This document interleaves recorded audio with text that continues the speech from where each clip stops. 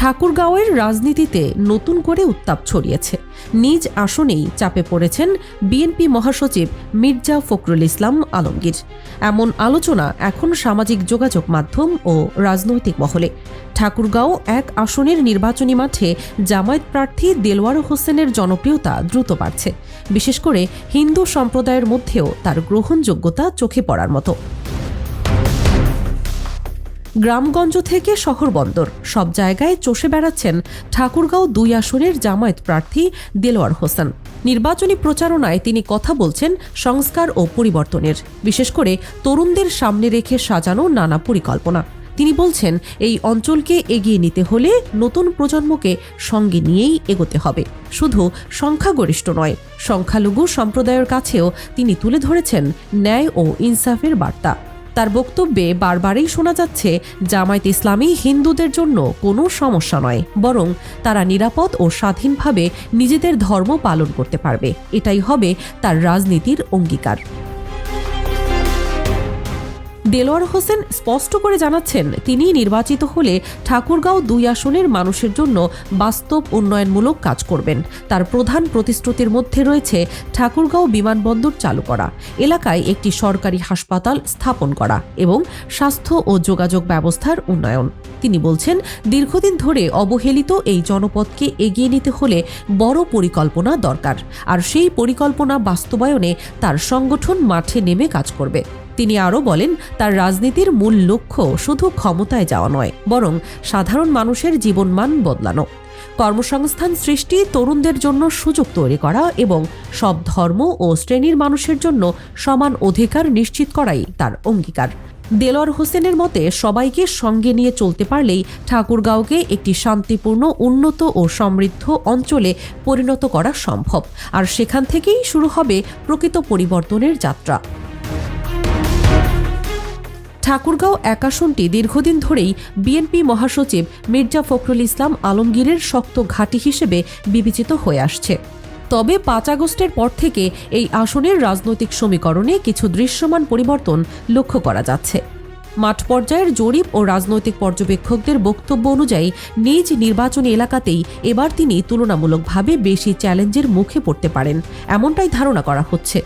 আগে যেখানে তার অবস্থান ছিল প্রায় অটুট, সেখানে এখন ভোটের অঙ্ক নতুন করে কষতে হচ্ছে বলেই মনে করছেন অনেকেই। এই পরিবর্তনের কেন্দ্রে জামায়াত সমর্থিত প্রার্থী দেলোয়ার হোসেনের সক্রিয় প্রচারণাকে একটি গুরুত্বপূর্ণ কারণ হিসেবে দেখা হচ্ছে।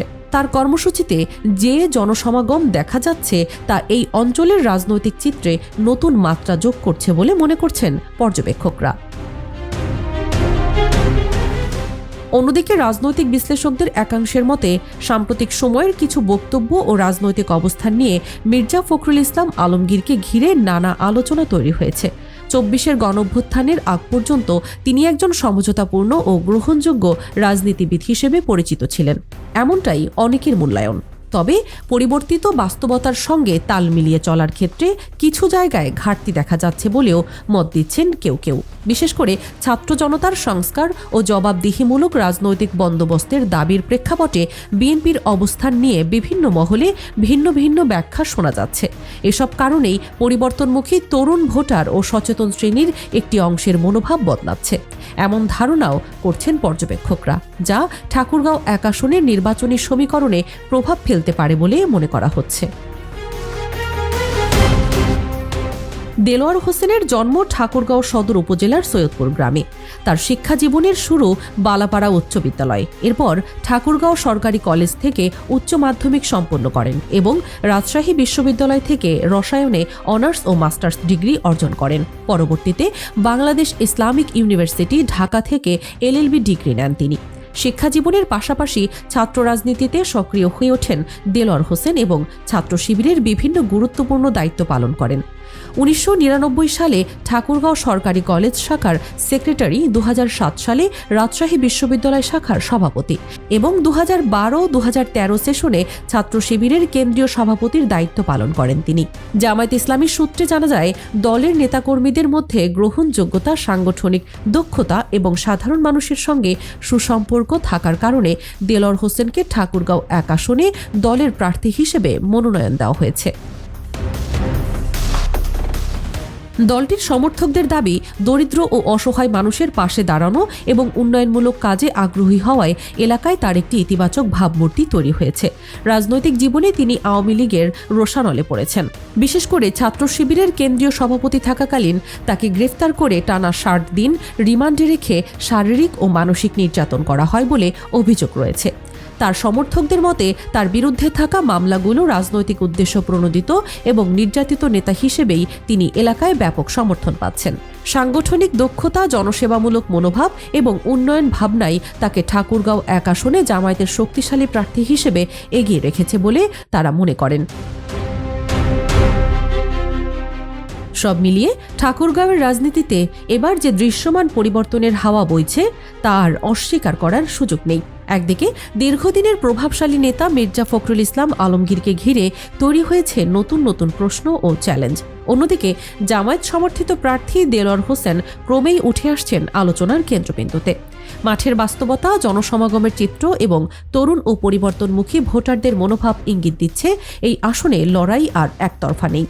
উন্নয়ন, সংস্কার, জবাবদিহি এবং সকল ধর্ম ও শ্রেণীর মানুষের অধিকার নিশ্চিত করার প্রতিশ্রুতি নিয়ে দেলোয়ার হোসেন যে বার্তা দিচ্ছেন তা অনেক ভোটারের মধ্যেই নতুন আশার সঞ্চার করছে। ঠাকুরগাঁওয়ের ভোটের অঙ্ক এবার শুধু ব্যক্তি বনাম ব্যক্তির লড়াই নয়, বরং পুরনো রাজনীতির সঙ্গে পরিবর্তনের রাজনীতির মুখোমুখি সংঘর্ষ হিসেবেই দেখা দিচ্ছে। শেষ পর্যন্ত রায় যাবে জনগণের হাতেই। তবে এটুকু নিশ্চিত করেই বলা যায়, এই নির্বাচন ঠাকুরগাঁওয়ের রাজনৈতিক ইতিহাসে একটি গুরুত্বপূর্ণ মোড় হয়ে উঠতে যাচ্ছে, যেখানে বিজয়ী যেই হোক, রাজনীতির গতিপথ আর আগের মতো থাকবে না।